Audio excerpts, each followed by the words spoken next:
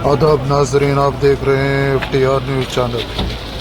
Nirmala Jaggareddy chairman TGIIC Telangana व सदर जिला कांग्रेस ने संगारेड्डी बल्दिया इंतखाबात के दौरान इन्होंने 11, 31, 32, 33 और वार्ड नंबर 6 में कांग्रेस पार्टी की इंतखाबी मुहिम में शिरकत करते हुए आवाम से खिताब किया।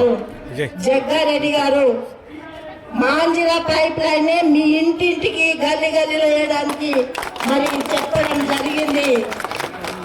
మరి మనం బతకాలంటే మంచి నీళ్ళే కావాలి కదా. ఈ భగీరథ నీళ్ళు తెచ్చి ఏం చేసిండ్రు, ఉన్న ఆరోగ్యాలు కూడా బాగు చేయకుండా పాడు చేస్తున్నారు.